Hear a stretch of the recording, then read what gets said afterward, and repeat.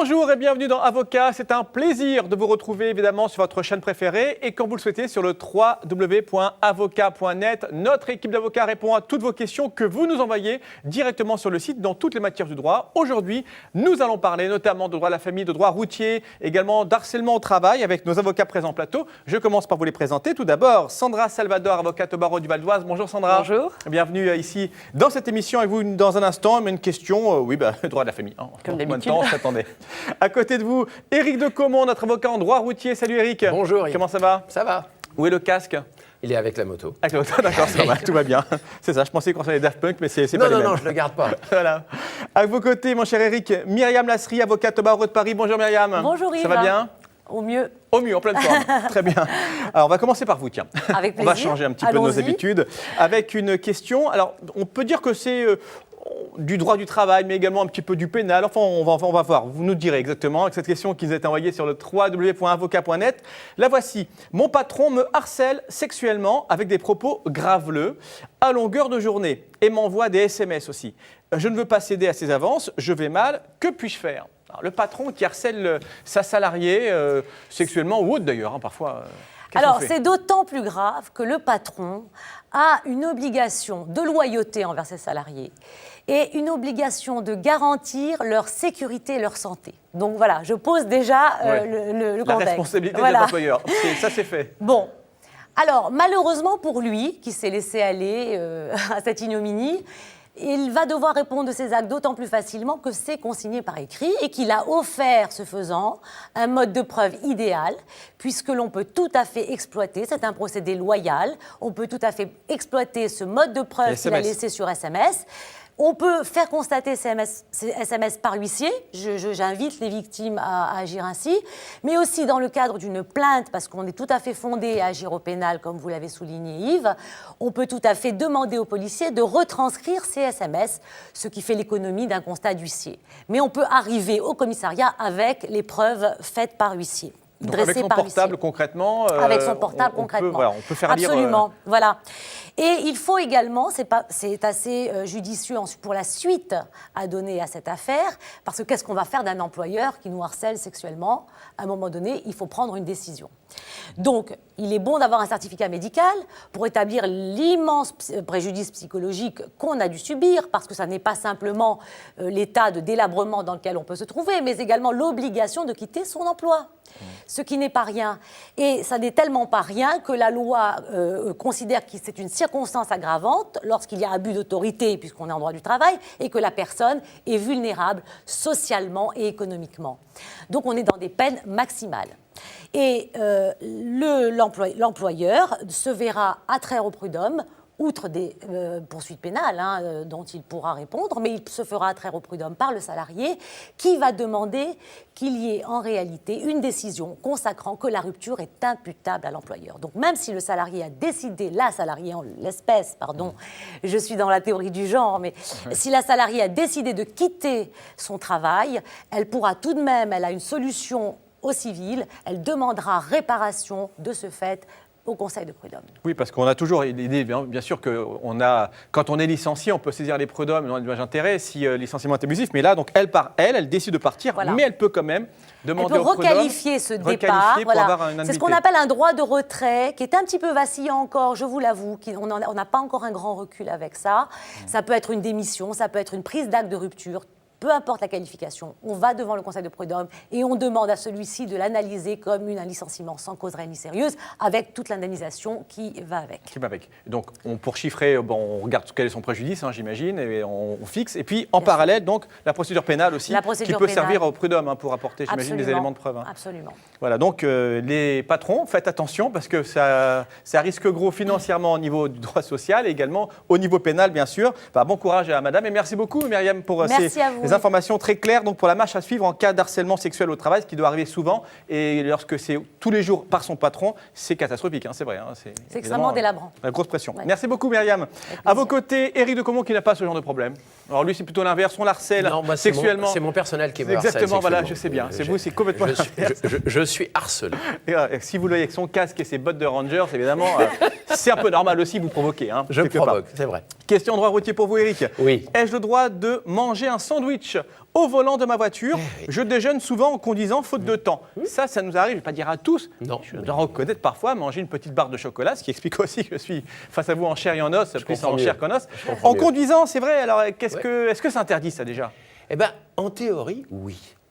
Parce que figurez-vous qu'il y a un article miracle du Code de la route qu'on va simplifier en disant c'est la conduite dangereuse. C'est celui dont on s'est servi à une époque pour essayer de réprimer l'usage du téléphone portable au volant avant que ne soit créé un texte spécifique. Alors ça pose un problème parce que en droit pénal, on a un principe fondamental, c'est que les lois sont d'interprétation stricte. Par exemple, on a tous appris, quand on était à l'université, que la grivellerie, c'est-à-dire le fait de se faire servir à manger ou de se faire servir de l'essence et de partir sans payer, ce n'est pas un vol, ce n'est pas une escroquerie, ce n'est pas un abus de confiance, donc on ne pouvait pas poursuivre les gens. Donc là, j'aurais tendance à vous dire, il n'y a pas un texte précis qui interdit l'usage du sandwich au volant. Mais pas plus que de boire. D'ailleurs, on a vu des poursuites pour le sandwich, on en a vu pour le fait de boire de l'eau, je dis bien de l'eau, pas de l'alcool. Là, il y a un autre problème. On l'a vu aussi pour des gens qui fumaient au volant. Vous voyez jusqu'où ça va. Ouais. Bon, et il n'y a pas de texte précis, il y a un texte général qui dit qu'on doit se trouver à tout moment en état d'exécuter commodément les manœuvres que nécessite la conduite. Je vous passe les détails. Donc, qu'est-ce qui se passe en pratique? En pratique, il faut espérer un peu de discernement de la part des policiers.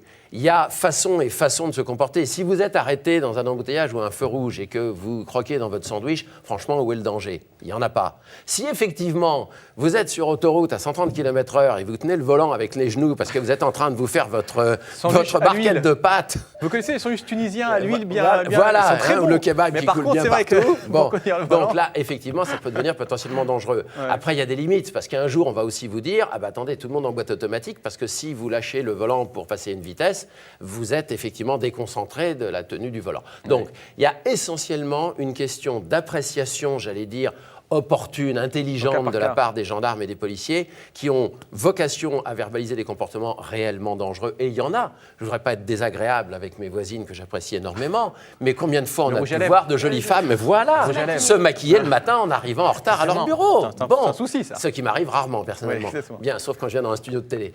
Mais en l'occurrence, effectivement, il y a une question d'appréciation, je dirais, intelligente de la part du policier ou du gendarme. S'il y a un abus caractérisé, rien ne vous interdit de contester, d'apporter des preuves, de justifier le fait que, par exemple, vous grignotez, mais à l'arrêt en attendant de repartir, que vous n'avez objectivement pas eu une conduite dangereuse pour vous ni pour autrui, et que dans ce contexte-là, les poursuites ne sont pas fondées. Je peux vous dire que les poursuites sont rarissimes, et que très souvent, lorsqu'elles ont fait l'objet de contestations un petit peu circonstanciées, je vous parle de ce que j'ai vu, moi, au sein de mon cabinet, il y a un abandon des poursuites très fréquent de la part des pouvoirs publics, de la part du parquet, qui effectivement, on me l'a dit, souvent disent, il y a un peu d'excès de zèle de la part du policier qui a verbalisé, et même le procureur dit, c'est peut-être pas vraiment opportun de poursuivre pour ça, il y a sûrement des comportements plus dangereux à poursuivre. En tout cas, on conteste, sans mauvais mot, ça ne mange pas de pain.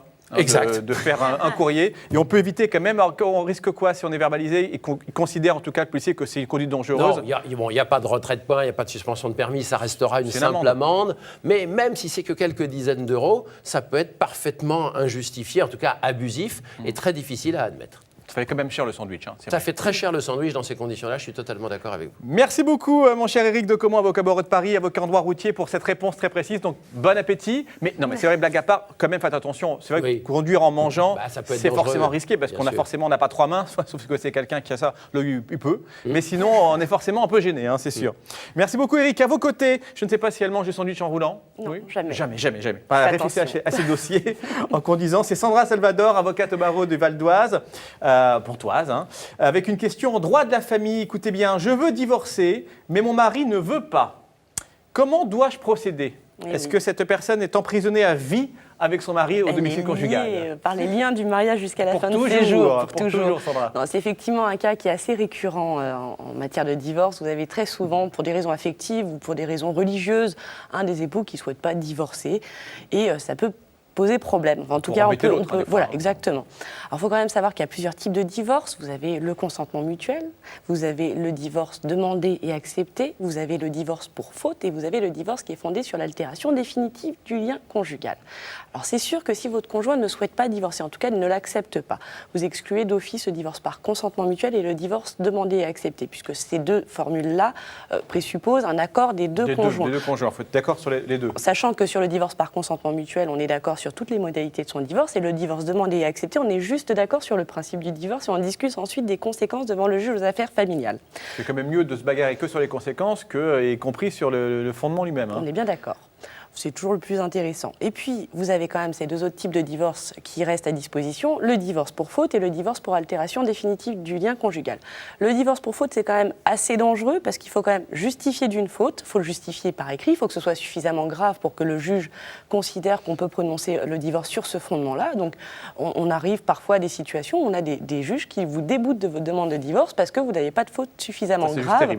C'est juste horrible. 3-4 ans de procédure, exactement. Non, le divorce n'est pas prononcé, on revient à la case départ. Et oui, c'est pas parce que vous vous entendez plus que vous avez une faute à justifier et à démontrer au magistrat. Donc, souvent dans ce cas-là, on s'oriente plutôt sur la procédure de divorce pour altération définitive du lien conjugal, qui suppose une séparation physique depuis 2 ans. Donc ça suppose aussi qu'il y en ait un des deux qui quitte le domicile conjugal.